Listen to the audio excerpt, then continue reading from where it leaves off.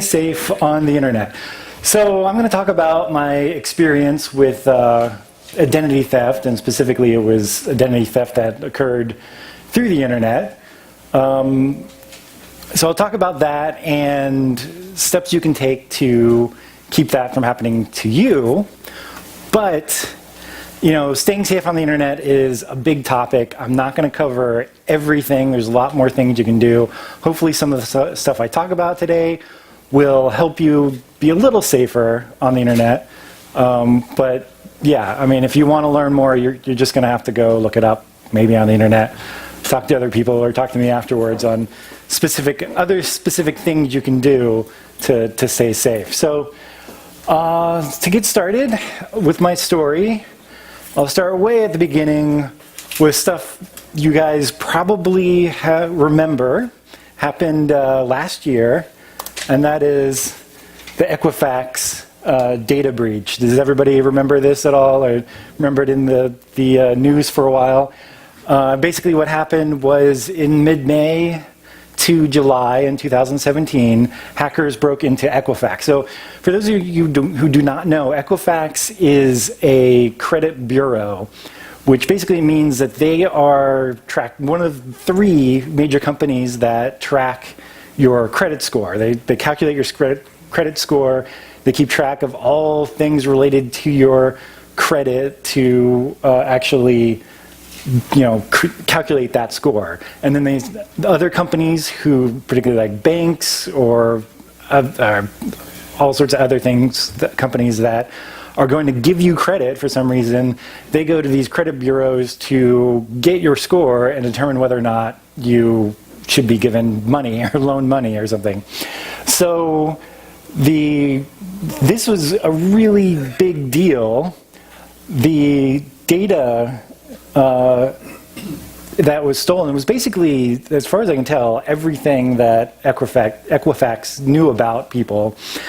Specifically, what was taken was names, social securities, date of births, addresses, and in some rare cases, actual driver's license numbers. I don't know why not everybody, but only certain people had their driver's license stolen. So this is all you need to do to basically steal somebody's identity on the internet. The problem with this company and the other credit bureaus is you didn't really put your information up on here. This is actually other companies giving them your information, and they're keeping it on this, on their servers. You have like no direct relation to them. It's all through other companies. So there really wasn't anything anybody could do to avoid having their data stolen. In this case, the only thing that could have happened is if Equifax actually, did more for security and blocked hackers from actually getting in. So as I found out, my data was actually stolen here, and at first it didn't actually seem like a big deal. Like I'm sure everybody knows about it, has heard about it. I'm sure some other people here also had their data stolen, and stuff may have actually happened. In my case, a few months after this data breach, I get in the mail, I actually get a Kohl's credit card. And I didn't actually sign up for a Kohl's credit card, and I don't actually know where Kohl's is in the area. So obviously that was a big red flag for me. And okay, so I got this Kohl's card. I went in and immediately canceled it and made sure they knew what had happened. I then went online, and you can actually log into these credit bureaus, Equifax and TransUnion and Experian are the 3 credit bureaus, and you can go onto their website and actually get them to freeze your account, which keeps anybody from opening lines of credit, including yourself. And I'll talk a little bit about that later and how to do that. And that's what I did, basically. I went and froze my credit immediately. I actually found out there were a number of other, at least attempts to get credit cards. I think one other one was actually successful, and I canceled that. The 2 others, they tried to get credit cards, but because there were so many queries at the same time, or very close time span, they actually got denied, which was a good thing, so I didn't have to actually do anything for those. But So that was a little worrisome, but I froze my credit. I thought I was done with it for now. Well, things get a little bit crazier almost a year later, and I get this weird thing. I just get this random, this is not actually the image of my text message, but what I got was just a random like verification code text to my phone. So this is really scary. I get a verification code. The verification codes are used when you go online. Certain websites, you may have set these up. If you are, normally when you log in, you just put your username and password in, you get in. But some websites you set up what's called two-factor authentication. I'll talk about that more later. And they'll send a text message, basically, it's one form of it. They'll send a text message with a verification code, and you put that in, usually only if you're logging in from a location you have not logged in before. So it's supposed to be helping with identity theft or hackers trying to get into your account. So when I get a verification code randomly out of the blue, that's a big problem, right? I don't know what's going on. I did not try to log into a website. And specifically, the verification code came from my cell phone provider, service provider, which is Verizon. So that was also kind of odd.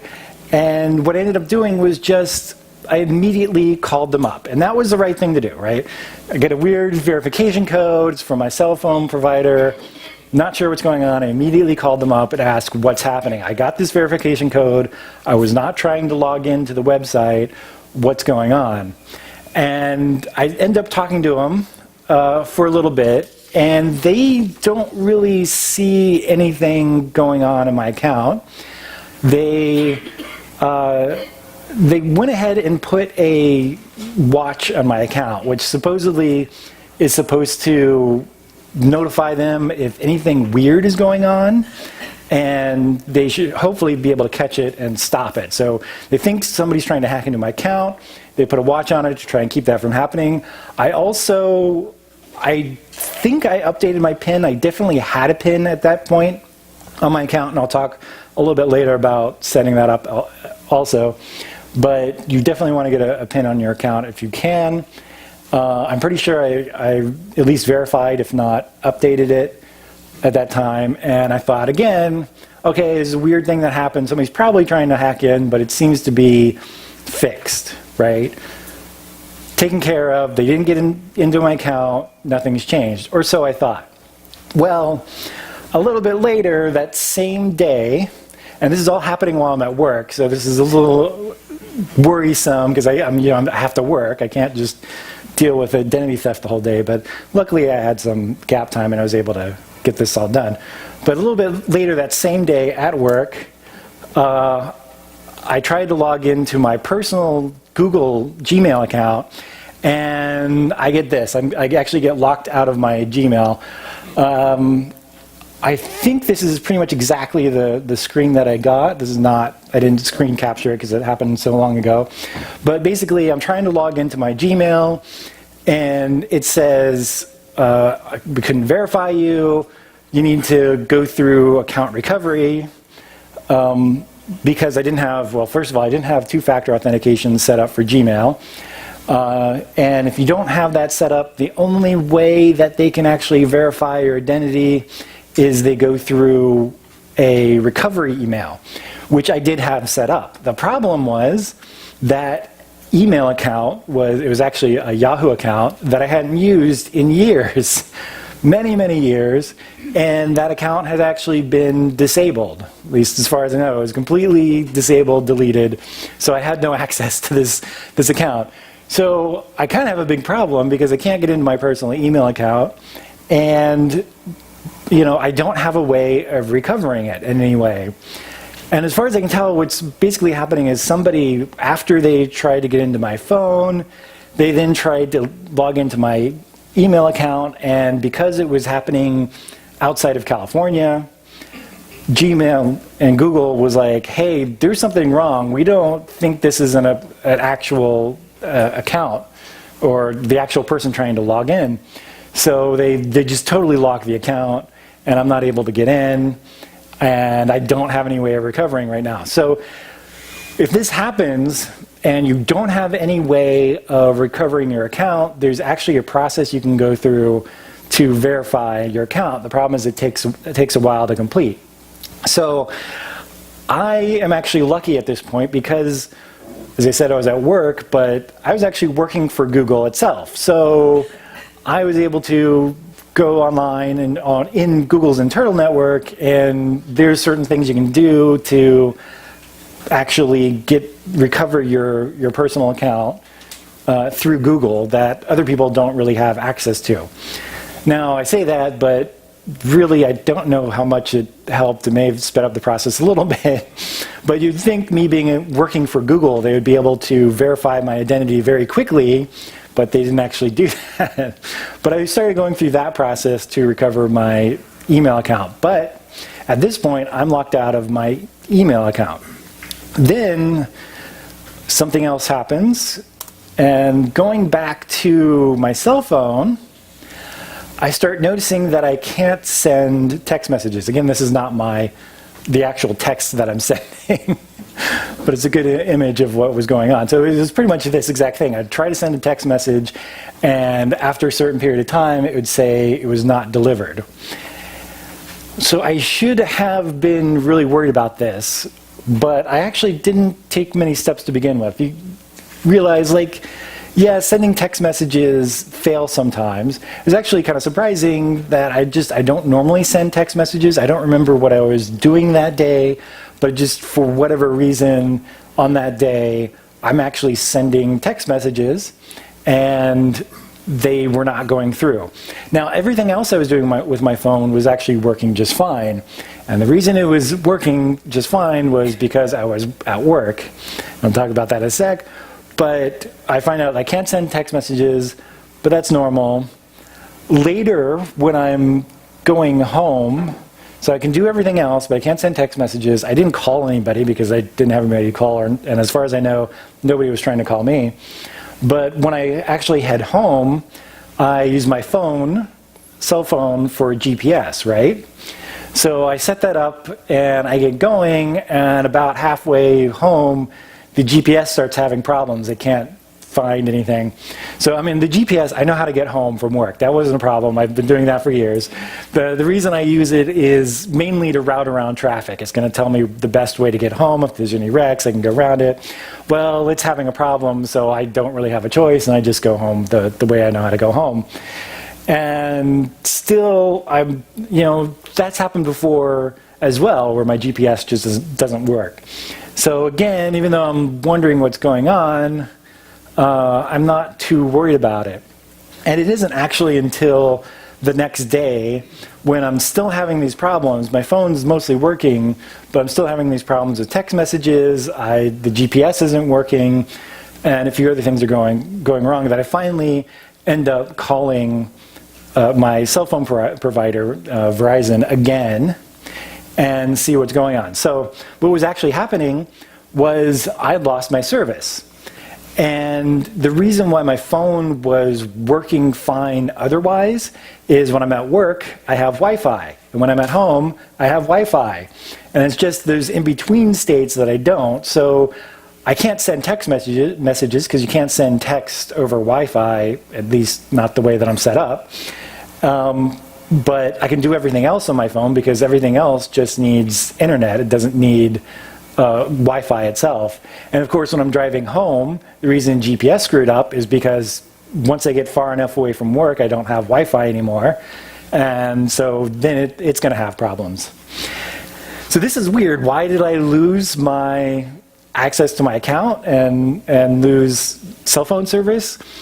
Well, I'm calling them up and trying to figure out what's going on. And apparently what has happened is somebody actually transferred my phone number to another phone, which you'd think would not be possible, especially since I have a PIN set up. And they should have to when they call in and change the phone number, they should have to give a PIN number. So I'm not entirely sure what's going on there. But instead of somebody stealing my phone, somebody actually stole my phone number, at least for a little while. And luckily, the phone company worked with me to fix this out. And another thing that was lucky is I had a work cell phone. So instead of having to try to use the phone that's actually not working to call in and see what's going on, which would have been a big problem, I was able to use my work phone to call in and tell them that the other phone was not working and all my account information and stuff. So I finally get everything working, but I haven't had access to my phone for a day, basically, for sending text messages. And I can't send email because my email address or my email account, personal email account, is still locked down. And even though I'm going through the process, I still can't get in. So for about a day at this point, I haven't been able to contact anybody or anything except luckily I had work stuff, so I could do some stuff. I could still work, but I couldn't contact my personal contacts, all my friends and stuff. So I think some of you probably noticed that I started sending out my work email, and this is why that was going on, just because I had no access to my personal account. So I recovered my phone, but my email account is still not working, and it just takes a while, and I don't know all the details. I sent in all the information that I needed to send in, but eventually, a week later, I finally get my email back, and then I go through, and since now that I have my email back finally, and I got through the whole process, the first thing I do is, of course, make sure I have a recovery email set up so this doesn't happen again. And then I go through and I'll talk about some of the things that I did and to fix this, but I did stuff like set up two-factor authentication to be sure that I can always get into my account no matter where I am, and I don't get locked out again. The problem I had here is I was locked out of my email account for a week, and of course I couldn't contact my friends and family for that period of time. But there's actually a second problem, and a lot of the websites that I go to and log into on a regular basis, I do have two-factor authentication set up on those websites, and instead of sending text messages, they would send an email to me, to my personal email account. And of course, that's not going to work because I don't have access to my email account. And so a lot of websites I also didn't have access to. And that was kind of a problem. So when you're thinking about these issues, like, is your email secure? Think about things like this. Like, it isn't just your email account and your personal friends and family and other contacts that you want to have that you can't email anymore. It's all these websites that require you to click on a link in your email or something to log in. This is a big problem. So you really want to have your email secure. Make sure nobody else can get into it, that you can always get into it if you get locked out. I was lucky in the sense that I just got locked out of my account, and the account itself was locked. Nobody could get into it. I couldn't get into it. Nobody else could get into it. And that was a good thing, because in this week period, I tried to log into some of these websites forgetting that they're going to send an email. And of course, it sent emails to my account. If somebody actually had access to my account, there was a good chance they would have been able to get in. There's also other websites where they don't just send an email with a verification code or a link or something, but if you want to reset a password, or you don't know, you forgot your username and password, but you have your email, you can actually use that to get in. So that's another way people could break into your other accounts if they get into email. And I think this is what was actually happening, and why somebody was trying to break into my email and my cell phone. Because of course, if you had a certain type of two-factor authentication, they could actually break into my email account by getting them to send code or a text message basically to my cell phone, which of course I wouldn't have gotten because they had my cell phone for a day, or the cell phone number for a day. So yeah, you got to be careful with your accounts, or really bad things could happen.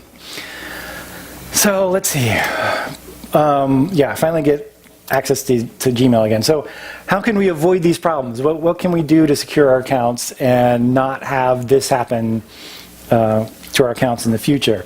So the first thing I really need to talk about is, quickly, I'm not going to go into depth on some of these topics, but the first thing we need to talk about is basically types of authentication.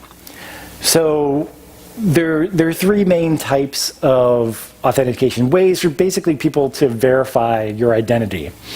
And it's basically something you know, something you have, and something you are. And definitely like the first two things, pretty much everybody here has probably had experience with. Something you know is like a password. There are other types of things, but pretty much it's like a password or a PIN or something like that. And something you have, by far the most common thing of your example of something you have is a key, like your house key. How do you get into your house? But there's actually something you can do with your computer, I'll talk about that in a minute, that is very similar and quite secure. And then finally is something you are, so that's biometrics. How do they identify who you are? Commonly fingerprints. Nowadays, most cell phones have a little fingerprint pad, and that helps to unlock it and to do other kind of verifications. But for the most part, that's actually not used very often. It's used on the phone now. Any kind of biometrics was not used before. So there's other ones like, so fingerprints, there's like retinal eye scans, whole palm print checks. I've heard at least one that is actual like face identification. So they actually try to identify your face, much like a person would if they saw you, which had problems. At least the one that I heard of was not working very well. But I had to put this up there. I don't have any good solution for that. In certain cases on your phone you can use it, but if you have the fingerprint pad, but that's not used very often in computers and accounts and internet stuff. And that's probably okay, because it's not super secure right now in many cases. So let's see. I'll Google Authenticator. Well, before I talk about Authenticator, as I said, one of the ways companies will try to authenticate you is to send a verification code as a text message to your phone. And of course, if somebody could steal your phone number, they're not stealing your phone, they're stealing your phone number, that text message would go to whatever phone that number is now applied to, and they would get your verification code and would be able to break in. So even though it's supposed to be something you have your cell phone, you have your phone number, it really isn't super secure. So I would not recommend that method. And so another common one is Google Authenticator. Well, okay, this is Google Authenticator. There are other Authenticator apps. This one's commonly used. That is the icon, and on the left here and on the right is what it actually looks like. There's some stuff blurred out that kind of pertinent to this account. This is not my Authenticator. This is another image that I got on the internet of somebody's, but it gives you a good idea of what it looks like. Actually, mine looks a little bit different. This looks like an older image. But basically what it's doing is, for each of your accounts, you set up, you give it some sort of code, or there's actually like a little image thing. It's like a barcode. It's QR code, as they call it, that will load this code into your phone. And given that code and the website that you're trying to log into, Authenticator will generate a number. And this number is updated, I think, every 30 seconds or so. I don't remember exactly the amount of time it takes. And it'll pop up a new code. So when you try to log into an account, and this is set up for Authenticator, you'll then be asked to enter in this code. And this is better than the text message because this is actually your phone. This Authenticator is an app that runs on your phone, and this information is actually on your phone. So if actually I come back here real quick to this types of authentication, so one-factor authentication is basically taking one of these and authenticating yourself. Two-factor authentication is basically where the idea is to use two types of these authentications, two authentication types to log into any system. And that is considered, pretty much as strong of protection as you could have. I mean, obviously, if you could do all three, that would be the strongest, but that's really hard. And as I said, like particularly biometrics is something is not really effective right now, except in minor cases like your fingerprint on your phone or something, and that's not really supported all everywhere. So if you hear two-factor authentication, like I've said, it's basically using two types of authentication to log in. Sometimes these are actually like basically two of the same thing. I wouldn't really recommend that. So you could have a password and then like a separate PIN or key to do some sort of authentication. But generally, that's the idea. So you want to do two things to actually log into something, at least if you're logging in on the internet, if you're logging in from a different location, a different computer or something, you'd want to do that. So that's Google Authenticator. That is a real simple and quick way of getting two-factor authentication set up, and it's fairly secure. Things you do have to worry about is this is only on your phone. So if you lose your phone, this isn't really something that you can easily transfer over to another phone. So when you set up Authenticator, and it's actually not when you set up the app, but when you're setting up the website with the app, usually they give you some like recovery keys, which are just a number of, strings of numbers or something like that, that you want to save, and you'll use those to recover your account if you actually lose your physical phone and can't get Authenticator again for a period of time. So then what do you do with these? They're codes that you don't want to really keep out or just on your phone or on your computer or something in plain text. So you want to do something safe with them. And usually, or the recommendation that I have, I haven't talked to many security professionals, but I'm pretty sure this is good enough, is basically you print out these codes. You do not save them on your computer at all, but you print out the code and you keep it in a safe place. And by safe place, I mean a safe would be a pretty good safe place. So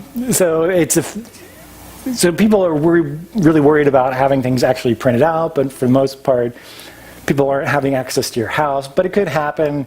So having a physical copy is not a terrible idea, but you definitely want to keep it secure, and I would suggest a safe.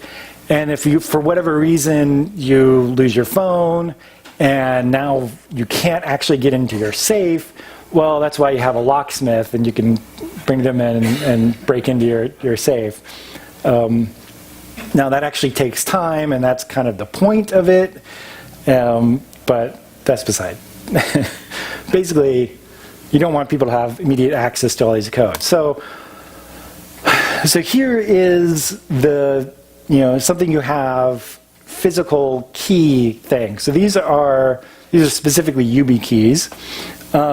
But the idea with these security keys, as they're called in general, is you actually just take these things, and when you log into a website, you plug this into your computer, and when asked, you press the button on your security key, and it fills in a code and allows you to log in. It's similar to Authenticator and has like a rotating code, but it's a physical device that's separate.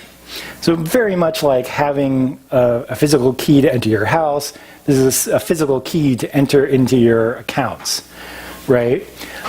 Now these, what may not be obvious here, there's actually 5 different keys up here. The 3 big ones, you can see the longer ones here, they have like a little gold stripes at the end, and those are USB keys, so you're just putting them into your USB slot, which there's 2 of them on that computer there. So you just plug them in and unplug them all the time. So in between the big 3 are these 2 little like square gold squares, right? And those are also security keys, but they work a little bit different. They're really, really small because they are also USB keys, but you actually put them into your USB slot. Like they fit almost completely inside the slot. And it's basically turning that USB port into a button. Just a little bit of it actually pokes out the side. And whenever you want to log into an account that's requiring one of these keys, you kind of touch the port and the key, and it'll do it for you. And the advantage there is you can just leave them in your computer and log in anytime, and it's a little easier than fiddling with your, these other ones have little holes on them that you can actually put on your keychain. So instead of like pulling out your keys and plugging it in and waiting for everything to connect properly before you can actually log in, these just stay in your computer. And they're really nice. The big problem though is you lose a port, right? You totally lose one of your USB ports, and you don't really have a lot on your computer anymore. And then the second problem with them is they're difficult to pull out. They're not impossible to pull out. And if you have any questions on if you get one and you have any questions on how to get them out, you can ask me, but I found that a staple remover, if you use them properly, can get them out pretty easily. The other problem with these are physical keys, and it's not something you already have. It's not like your cell phone where you just get an app, a free app. Google Authenticator is free. These you actually have to go and buy from somewhere. In this case, these are YubiKeys, so you go to Yubico's website and buy them online and have them shipped to you. But they cost a little bit of money. But if you really want to be secure, I feel like these are one of the most secure ways of setting up your accounts. Now the problem is, of course, not every website will support these, but for things like if you have a Gmail account, Google does support security keys, not just Yubico keys, but other security keys. So if you're using an email to authenticate another website, then having a security key is really helpful, makes it really secure. Yeah, there's some other minor things. I don't want to go into some of the detail, but there are some other questions about the security of security keys in certain areas. But as far as I can tell, these are one of the best ways of securing stuff. So let's see, I think,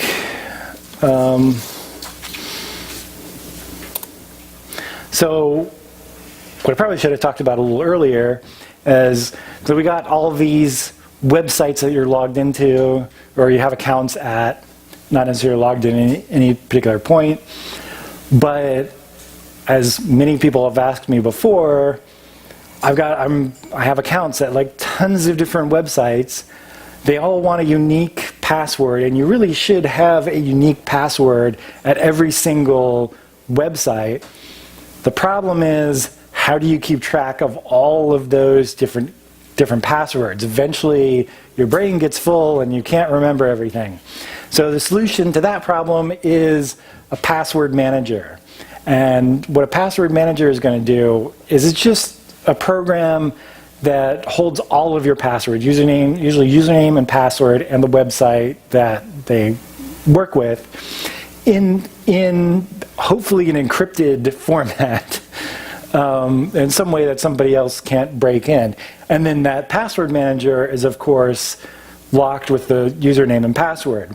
So, of course, now you still have to remember a username and password.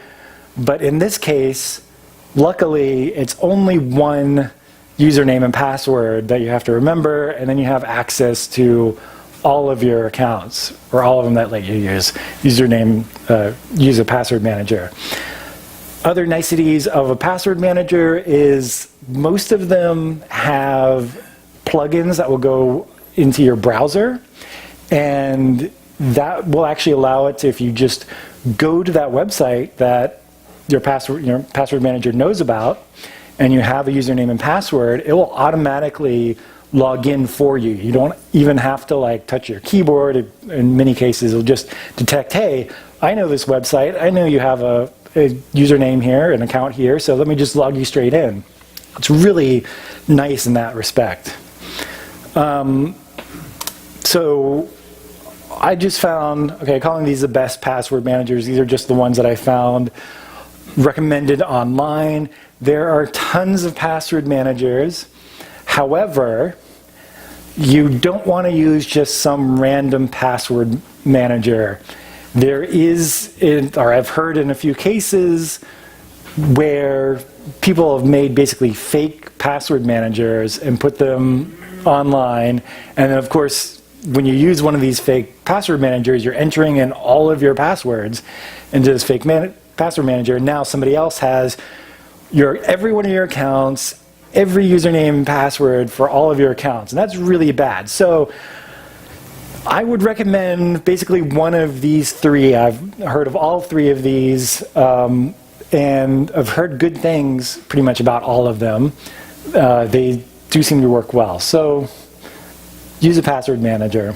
The other thing you want to be aware of, if you find a good password manager that's been around for a while, that's well rated, and each of these are, is you really want one that not only works on your computer or laptop or desktop, whatever you have, works on multiple systems, doesn't just work on a Mac or a Windows system, but you also want one that's going to work on your phone, whether or not it's an iPhone or an Android. It becomes a real problem if you have to go to your desktop or laptop to get a code or to figure out what your password is to enter onto your phone. And usually with these password managers, instead of you coming up with a password, which is also time consuming, many of the password managers will actually generate a password for you. And you can set parameters on what they are, because a lot of these websites have certain rules, so sometimes you have to go in and fiddle around with it to make sure it's going to generate a secure password that's going to work for a particular website. But it will generate a password for you, and this is a generated password is not one you're going to be able to remember. Okay, if you work at it, you might be able to figure it out. But generally speaking, you're not going to be able to remember these passwords, and you should make them fairly long so they're very secure. And that means if it's not on your phone and your desktop, then going to one or the other, you're going to have to like manually enter in passwords. And if these are long passwords, it's going to be really difficult to do. So I strongly recommend at least one of these three password managers, and make sure they're both on your computer and cell phone, and have them generate the passwords for you. You just need to memorize one username and password, and you're good to go. So what else? So the thing that I thought was actually set up properly but wasn't, is setting a PIN for your cell phone account. And as I said, I did set up a PIN, and actually the second time I called them to figure out what was going on with the text messages and phone calls and everything, I actually reset my PIN. I made a new one just because we didn't know what was going on. I think I forgot to mention this, but what we think happened is while I was on the phone the first day, trying to figure out what was going on and setting up my PIN and putting a watch on my account, they think while that was happening, they actually stole my phone number. So it was kind of too late at that point.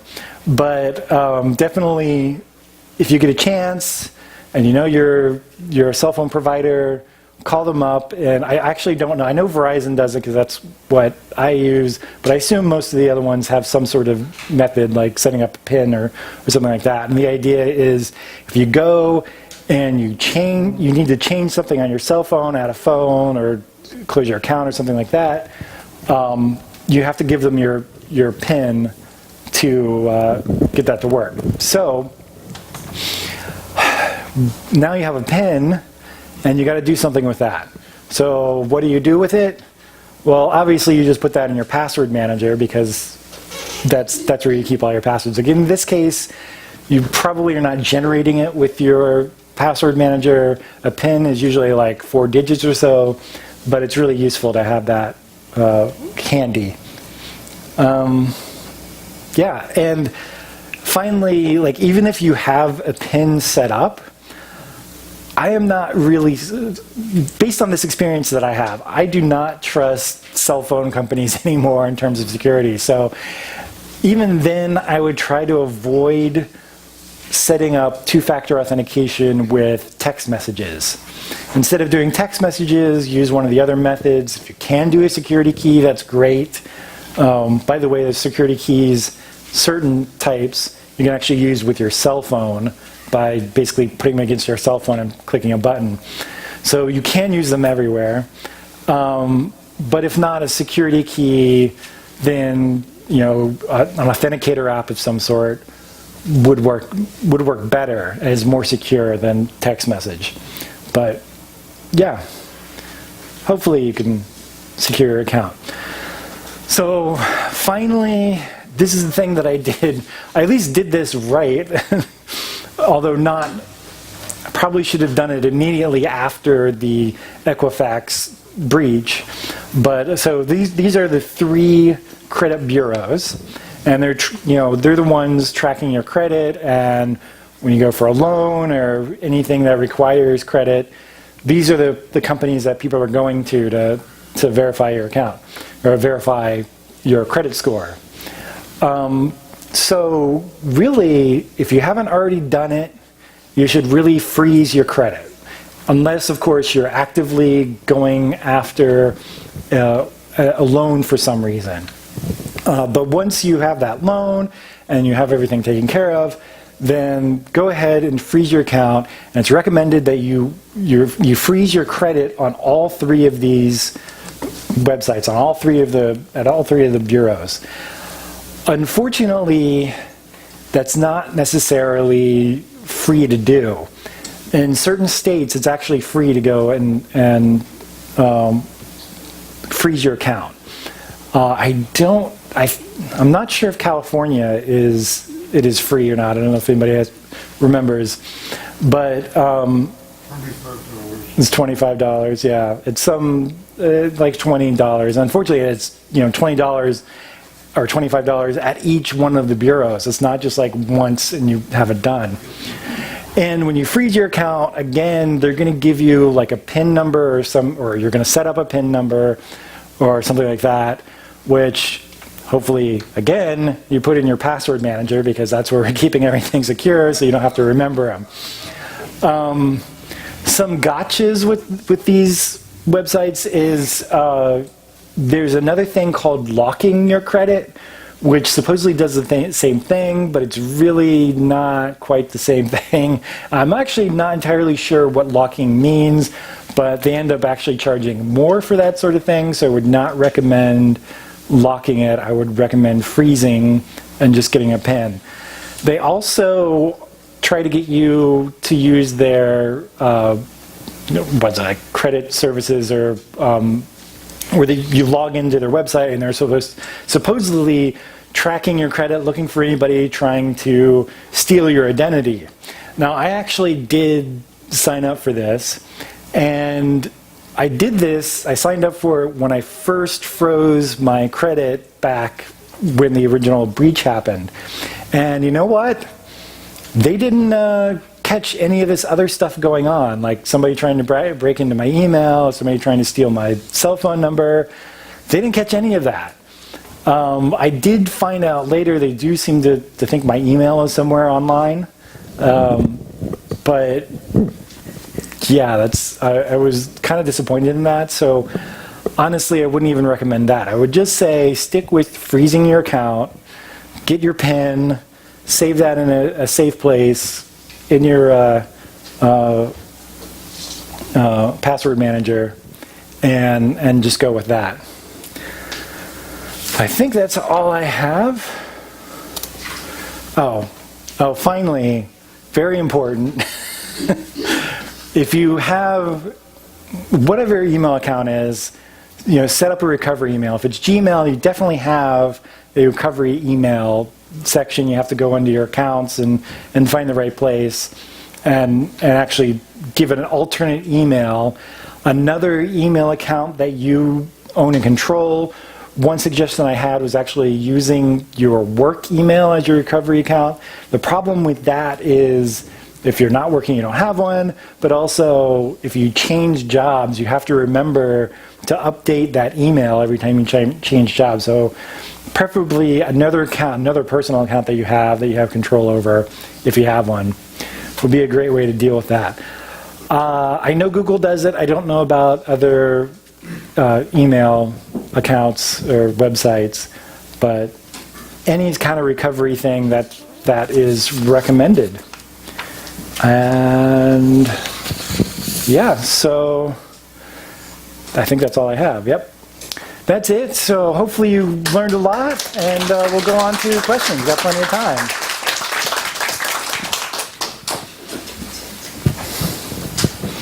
Well, a lot of competition here. Yes, I see the verification stuff as a kind of an airlock, a double-gated thing. Now, my question is, why don't they do this on the firewall, which is hardware, a combination of hardware and software that is double-gated, that you have to get into, like an airlock. We know airlocks from two kinds of, water, underwater vehicles or space vehicles have to have this airlock. And my second model goes into a little bit of hardware. We all know what a capacitor is, but we don't know what's inside of it. A capacitor is two plates with an insulator. And in order to compress the capacitor, the insulator has to get thinner and thinner and thinner. And it turns out that if you manufacture very thin stuff, there is a random chance of a hole being someplace. And that hole allows, particularly in high voltage capacitors, arc through. But if they double that piece of paper, it's that just linear takes just twice the time. But astronomically, it protects you because there's no astronomically unlikely that those two holes would line up. In the same way I see in airlocks that two gates that are related at the same system, like the firewall. Have you ever heard of any firewalls having a digital or electronic airlock? So first of all, I want to point out that I'm not a computer security professional, so I don't know all the details. But for a firewall, for those who don't know, a firewall is for your network connection. It can't actually be on specifically your computer, but it's to the network connection on your computer. And the idea is to block things that you don't want either connecting to your computer or connecting out from your computer or network. The problem with adding like two-factor authentication to something like that is it's basically an ease of use problem. You want to have your network to be, and your computer be very secure with its connection to the rest of the world. But you also want to make it easy for people to use. It shouldn't like block everything that people are trying to do. Like for example, connecting to websites, that actually is using the network, it's going through a particular port, and you could if on a firewall, like the safest thing to do would be block all ports, either incoming connections or outgoing connections. But you wouldn't want to do that because that's totally unusable. And even going through and just like blocking them initially, but then having people say, just verify that that's what they want to do, is time consuming. So there's a balance there between what you should block and what you don't. Now and when you do that and you set that up, you don't really have authentication for that part of. I mean, usually you don't authenticate, or occasionally you do when it pops up a screen saying, "Do you want something's trying to connect out or something like that?" You may have to authenticate. I don't use a computer that does that anymore, but generally I don't actually see like a two-factor authentication on a firewall. It's done a little bit differently, although you would like log into your whatever your firewall system is. You want to guarantee a pathway. That's all I'm saying. Yeah. And as I say, the model of the capacitor, I think, is valid. And at this point, stay tuned. Okay, so you're basically saying we probably should be modeling a firewall on a capacitor. And make sure there is a pathway. And make sure that it's possible for it to actually work as intended otherwise. But I don't quite see where you're going on that, but... Well, as I say, time-wise may be linear, but the security is hyper, probability in your favor. Yeah. Just like the capacitor. Okay. That's the next question. What is the difference between a PIN and a password? Okay, so on a high-level concept, they're basically the same thing. A password and a PIN is the same thing. You're giving some sort of message, something that you know, to authenticate yourself. But generally how people use it, a password is usually at least 6 digits, is random. It's not just numbers, but includes characters and funky characters and stuff like that, and generally variable length. A PIN is a lower level of security. It's often, almost all of the PIN numbers that I've ever used are 4 digits, but some I've seen are 5 or 6, and they're almost always just numbers. But it's the same idea. And I want to point out for like securing passwords, if you use more, different types of characters, so not just numbers, but letters, and not just any kind of letters, but having uppercase and lowercase letters, and having strange characters, that actually greatly increases the strength of that password. It means it's much, much harder to guess. But with a PIN, you're only using numbers and digits, as far as I know. It's all the ones that I've ever seen. And that really reduces the number of combinations that are there and makes it much weaker. So they're a weak form of security, but they are still some sort of security. Yeah. I don't even know how to turn on Marge's computer. I'm the most illiterate type when it comes to this. But her daughter gave me a jitterbug a couple of months ago, this cell phone. And the puzzling thing is that it has been assigned a phone number, a local phone number. Yet I've never given this phone number to anybody. Mm-hmm. But not a day goes by in which it says on it, you've got maybe 1 to 3 messages. Okay. Now, these all turn out to be canned commercial messages. My question is, how in the hell did they get this phone number? How do they do this? I'm not entirely sure. Whenever cell phone is registered, I'm sure there is a list of cell phone numbers out there, or they could actually just try random numbers. It's kind of, Yeah, but I get the same one. You have the same one over and over again? Yeah. I don't know, like somehow somebody found your phone number either through so as I said, like for passwords, right?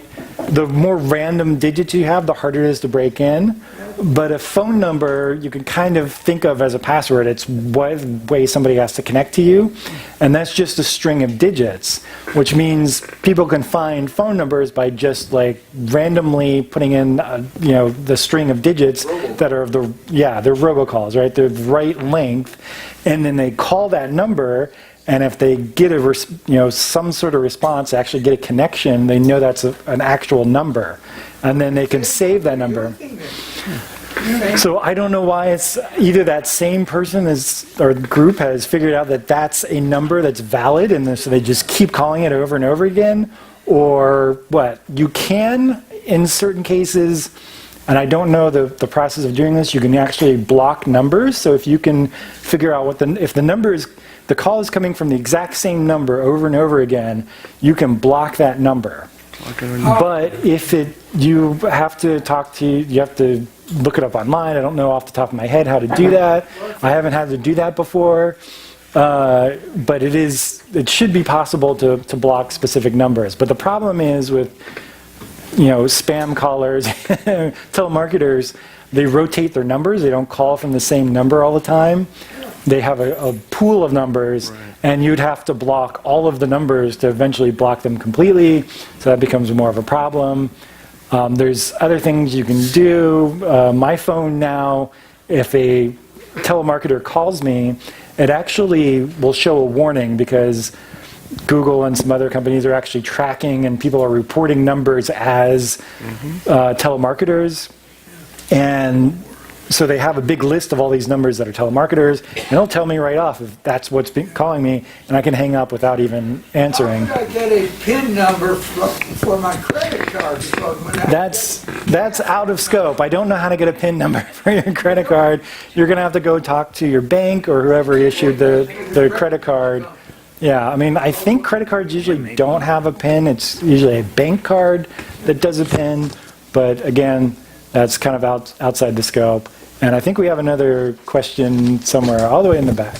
Yeah. Sometimes gas station. Yeah, we know about the gas station. Yeah. Thanks for all the useful information. Couple thoughts you may consider on password protection. Yeah. One way to deal with that I think is more localized as opposed to these things on the net, which can be hacked eventually, is I've set up an Excel file that's password protected, and I must have over 100 different sites and passwords in there. Now, and you can do the same on your phone. You can have a file, Word, notes, whatever it happens to be, password protected, and another level of you can encrypt the phone, just like you can encrypt the computer. I don't know if you happen to know the website, but if you do, maybe you could throw it out on the Humanist community after for Equifax. There's a website where you can go and check if your account was taken or not, and then you can get in touch with them, and they provide monitoring and other things.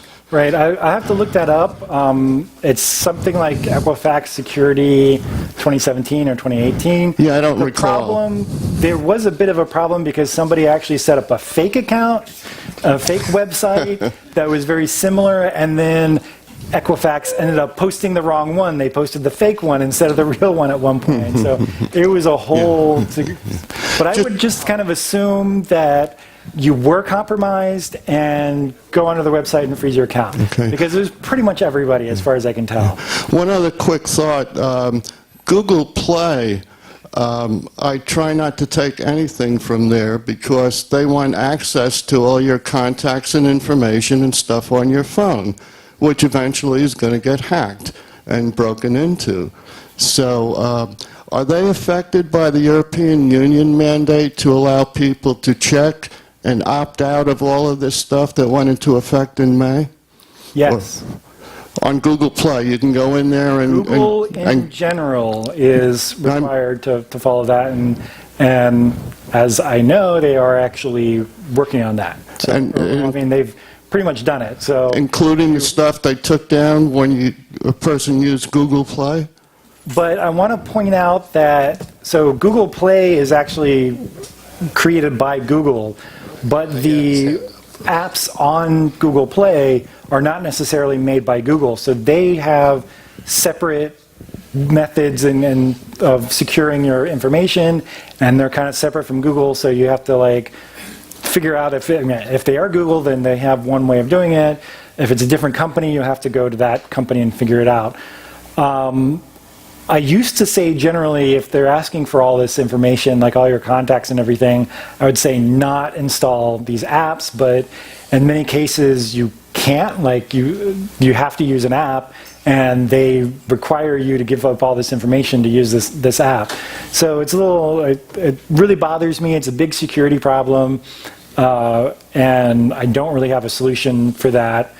Generally speaking, they try to keep your stuff safe, but a lot of these companies are not serious about security, and yeah, I mean, eventually they're going to get hacked. So try to get these other things done where they, freeze your account, make sure your email is solid and secure, but other than that, yeah. Yeah. My question, I have a two-part question. The first part of the question is it appears that a lot of the authentication methods, like two-factor authentication and stuff like that, end up going against you once this starts, because the pace at which you were getting attacked is so glacial compared to the speed at which people can work on computers. And the second part of my question is just to let people know that the Social Security Administration contracts out to the credit agencies to use your credit information as their security questions and passwords. So getting your Equifax account hacked can also end up meaning that your Social Security account can get hacked. Yeah, your Social Security number is actually out there, if the Equifax. It's not the Social Security number, they use your whole credit record. Right. So going back to the two-factor authentication, if you already have two-factor authentication set up and you use one of the secure methods, I mean, the text messaging, also known as SMS, as I said, I don't really trust that anymore. I wouldn't consider it secure. But otherwise, these other methods, using a security key, using a Google Authenticator, it takes some time to set up.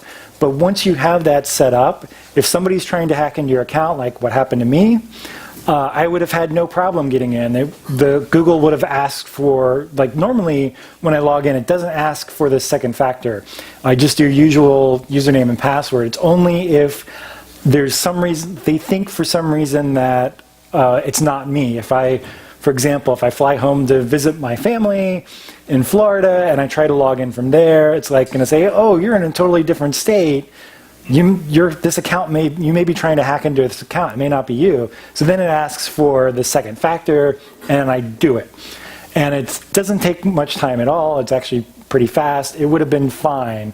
But yeah, setting it up to begin with and making sure you have one that's secure, since they don't always remain secure, is a bit of a problem. If you get hacked, all your verification stuff is going to the hacker, not to you. Right. So, That's well, worse than being insecure. That's the data. so that's what I was saying. Your account to lock you out. That's true if you're using text messaging, right? If you're using text message as your second factor and somebody hacks your phone, then yeah, then all that information is going to the hacker. But if you do something like a security key, you have the security key in your hand, a hacker is not going to get into the security key. Hopefully, they could steal it. That's a whole other problem, but hopefully you'll notice that and disable the key. But yeah, it's not something that they can like just steal the information for. For Google Authenticator, it's similar. It's your phone. Unless somebody is somehow actually totally taking over your phone, which is I've never heard really happening. I guess it occasionally happens. Or if they physically steal your phone, they could get in, and then you're doubly screwed. Yes, if they can figure out your username and password to begin with, and of course, if now you're saying, oh well, you have your password manager, but your password manager is you still have to do a username and password just to get into the password manager, and sometimes some of those can be set up with a security key also. So Yeah, I mean, these make you more secure, but you could still have a problem, and it could be pretty bad, even worse, if they figure out all of these methods.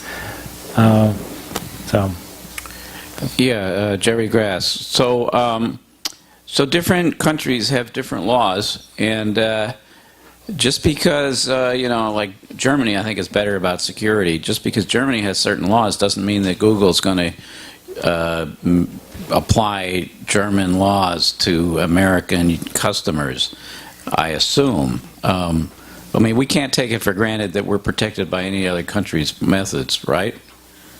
Okay. Pretty much. So what somebody mentioned before about Europe, there was a new law called GDPR, and I don't remember what it stands for, General Data Protection something. So that was basically a law for the European Union in general that companies need to do all this stuff to make sure that any information they're getting from customers, they're keeping safe. And doing stuff like getting rid of that data if they close their account. You can't just save data indefinitely on people. And this is making stuff a little bit safer. Now, that's not the whole law. I don't remember all the details of it. I did have to deal with that a bit when I was working at Google. But, generally it's better, more secure for customers, especially if companies are not trying to keeping a hold of this data. We do not have that same law in the US. However, a lot of really big companies like Google and Apple and all these other companies that do a lot of business in Europe, it's just easier for them if they do that for everybody. And it helps as a selling point for them as well, if they're secure, make everybody secure in this way. But you can't count on that, and companies that are only in the US, they're only going to follow US law, which is much more lax, and yeah, that can be a problem. So, yeah, I have a couple of questions. One is that my security has also been compromised. Like one time I received a phone call from Schwab saying is that someone from outside the US tried to access my account and using my social security number. yeah. And I said, why didn't you get that? They said that the password was wrong. So they wanted to verify with me. And then they even made me to listen to the voice. I said, can I listen? They said, yeah. The guy even talked. And they said that it sounded like someone from Nigeria. So they have social security of mine. And he said that these are all publicly available information. Yeah. So how do you protect yourself in those kind of situations?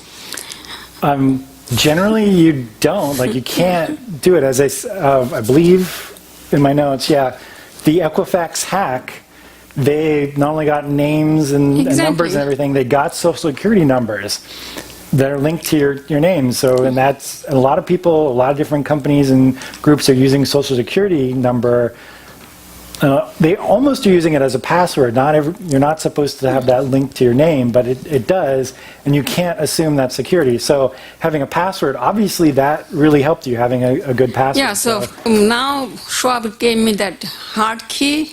Yeah, so it's probably like the security keys. Like, yeah, exactly. Yeah. But it's hard key, so I have to carry it everywhere if I want to. Yeah. And the second question is your password manager. Like Equifax has been hacked, and many other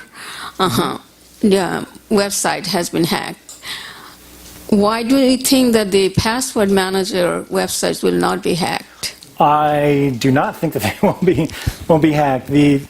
So yeah, that is the big complaint about a password manager, is that even though they're doing all these things to try to secure your info, well, first of all, you can't really verify what they're doing. You just have to kind of believe that they're doing stuff like encrypting all this information and that they don't have access to it. And you only have access through your password and whatever your two-factor authentication is. And so, yeah, it's kind of, hope, and I hate to say that, but the companies have been around for a while. They pretty much have proven as far as I'm concerned, enough for me to feel safe putting my info into a password manager. But yeah, there's no perfect solution to that I've found. I'm confused. You're talking about the security key as though it's an actual metal key that you're holding in your hand. Yeah. What is this security key? And if it's a metal key, what in the world do you do with it? Here are my keys. This is my security key. So yeah, it's a physical security key that, like this one, I just pop in, I think that's a USB, like that, and I press the button if I need to log in. So it is a physical key that is, literally a key on my keychain. I actually have a second one here because this is USB 2 for those people who have that. But, Okay. so it's a physical physical key. that exists. And you get it from someplace. And you can go online and order them from a place. Those particular ones are UB keys, and they're the company called Ubico. They have a website you can order them from. Thank you. Well, time's up for Q&A. Let's give Matt a big hand.